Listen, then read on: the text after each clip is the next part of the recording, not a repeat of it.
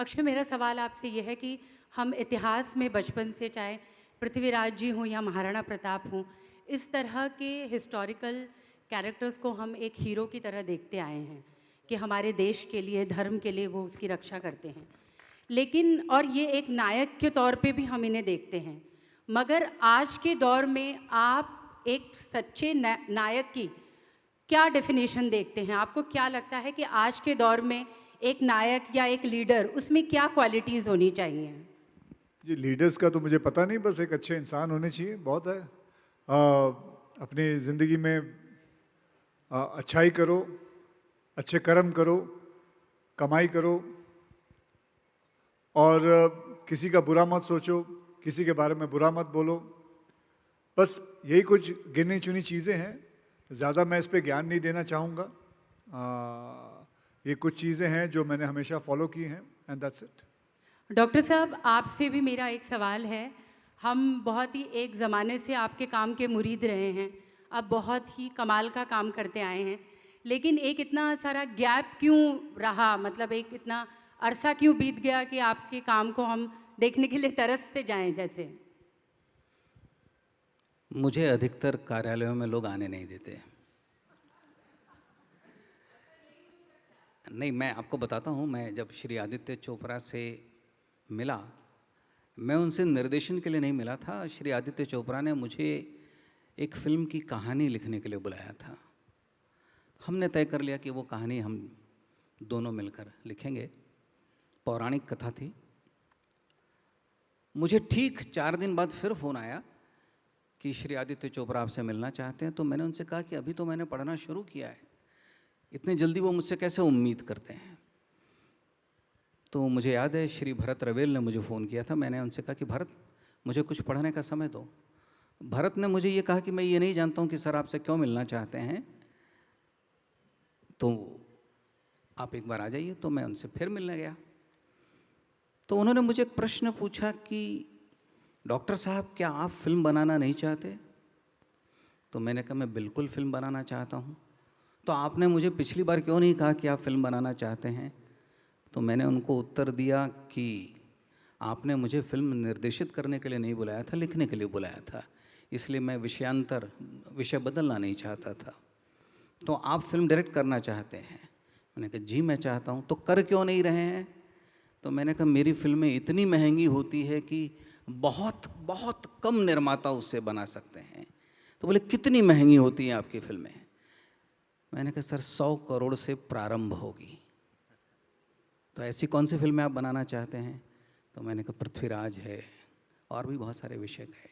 सबसे पहले कौन सी बनाना चाहते हैं? मैंने कहा सम्राट पृथ्वीराज चौहान। आपके दिमाग में कहानी है? मैंने कहा मेरे पास स्क्रिप्ट है। और एक शनिवार और रविवार मैंने उन्हें कहानी सुनाई। सोमवार को ये तय हो गया कि ये फिल्म हम अक्षय कुमार के साथ बना रहे हैं। क्या बात, बहुत बढ़िया, बहुत बढ़िया। क्या एनी क्वेश्चन? जी शुभ नाम? हाय, मैं अनुप्रिया हूँ, मिस मालिनी से। आप तीनों को बधाई, बहुत ही बढ़िया ट्रेलर, धन्यवाद शानदार जी। है। मानुषी, आपका बहुत स्वागत है बॉलीवुड में। Thank you. जानना चाहेंगे, बहुत ही बड़ी फिल्म है और ऐतिहासिक फिल्म है, कम मौका मिलता है ये इस तरह की फिल्मों से डेब्यू करने का, तो कितनी ज़्यादा आप एक्साइटेड हैं और क्या क्या आपकी तैयारियां रहीं? और साथ ही इसके बाद अक्षय और सर से जानना चाहेंगे कुछ और। जी, आपने बिल्कुल सही कहा। बहुत ही ऐसी कम अपॉर्चुनिटीज़ होती हैं कि इस तरह की फिल्म में आपका इंट्रोडक्शन हो, और मेरे लिए बहुत ही स्पेशल डेब्यू है। प्रेशर भी ज़्यादा था क्योंकि मैंने कभी इससे पहले एक्टिंग की नहीं थी, but I think the kind of team that I got was really helpful. Akshay sir himself he's been around for a longer time. He is very experienced. Adi sir is a very senior producer. Dr. Saab, I think his research and how clear he was in his head कि Rani Sanyogita ऐसी थी, मेरे that is his interpretation of her, और मुझे ऐसी ही princess Sanyogita और ऐसी रानी संयोगिता चाहिए. So that really helped me. और मैं इससे पहले मैं स्टूडेंट थी, तो मेरा बहुत ही स्टूडेंट माइंडसेट है। कॉलेज जाना, वहाँ पे जो टीचर्स ने पढ़ाया वो सीखना और उसके बाद एग्ज़ाम देना। एंड कहीं ना कहीं उसने मुझे, उस एक्सपीरियंस ने मुझे बहुत हेल्प किया यहाँ पे, क्योंकि मैं यशराज आती थी 9 महीने तक मैंने यहाँ ट्रेनिंग की है, और उन 9 महीने में मैं आती थी, मैं डॉक्टर साहब से बहुत स्क्रिप्ट समझती थी, एक्टिंग समझती थी, क्या कैरेक्टर को चाहिए वो समझती थी। और क्योंकि film is a directors medium, तो उनके दिमाग में इतना क्लियर इमेज था कि उनको रानी संयोगिता कैसी चाहिए। So for me it was more about replicating that. तो आई थिंक बहुत ही बड़ा प्रोजेक्ट था। I couldn't say no to it, I had to, like मेरे इससे पहले I was not very sure that I would become an actor, but after I knew that there was an opportunity that I could audition for something like Prithviraj. Then there was no looking back, and I think I got the perfect team. Akshay, आपसे मेरा सवाल है कि 30 सालों के सफ़र में ये आपके लिए बहुत अलग तरह की फ़िल्म है, तो आपने क्या क्या चीज़ें अब तक अनलर्न की इस दौरान?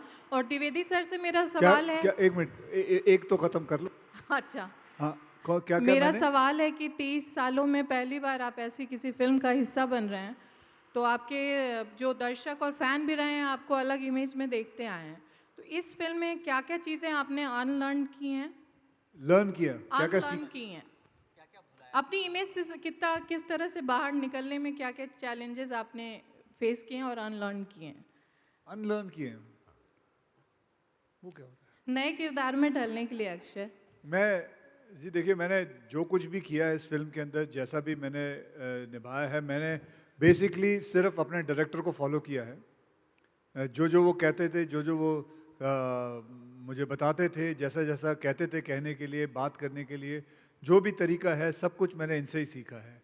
और मैं इस फिल्म के अंदर कुछ लेके नहीं आया था, मैं अकेले अपने आप को ले आया था, और ऐसा कुछ नहीं था मैंने अनलर्न किया या कुछ भी। मैं बस आता था, साहब के साथ बैठता था, साहब से बातें सीखता था, और बस उनसे समझता था, कोशिश करता था, रिहर्सल करता था, और बस जाके परफॉर्म करता था। तो कुछ ज़्यादा मैंने ऐसा ये कहूँगा कि मैंने बहुत सारी मेहनत की है, तो मैं झूठ कहूँगा।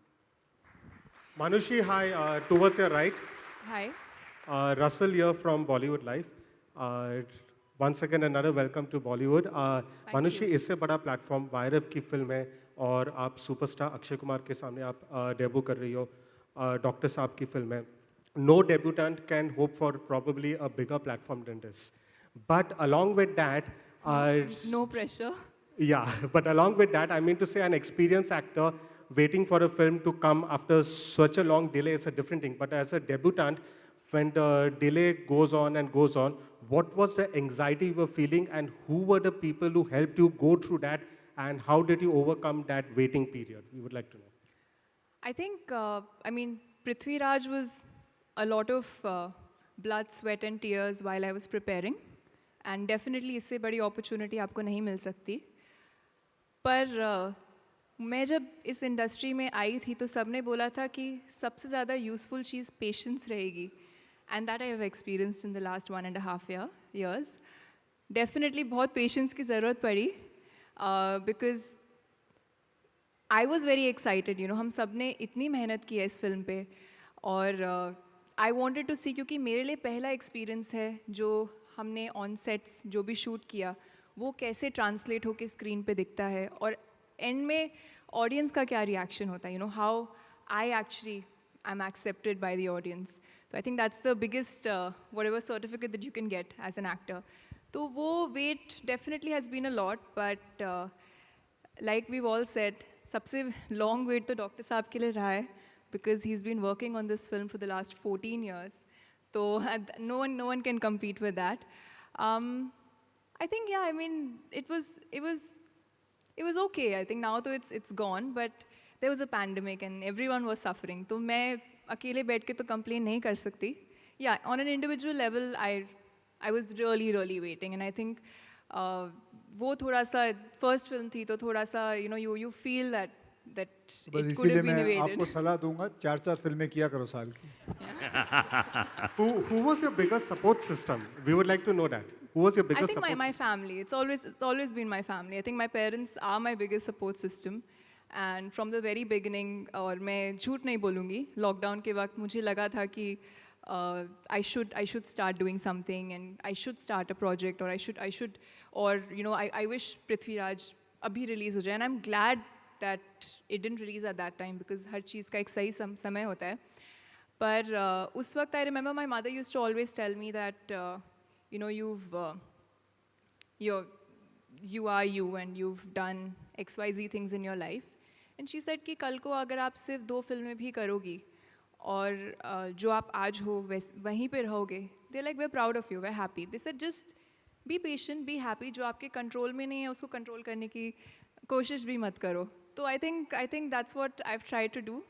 And my family has been a big support through this time. I think बहुत अच्छी लाइन बोली उन्होंने, पेशेंस पेशेंस पेशेंस बहुत इंपॉर्टेंट है किसी कलाकार के लिए.